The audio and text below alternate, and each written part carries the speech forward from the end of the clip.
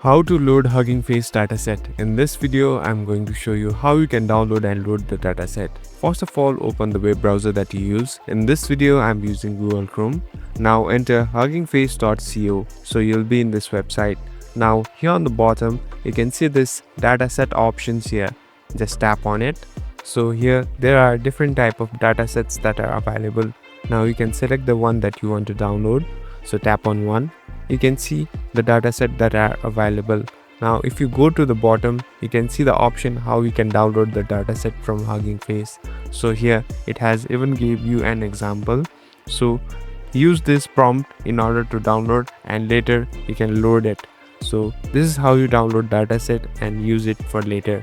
Thank you for watching this video. I hope this video helps you.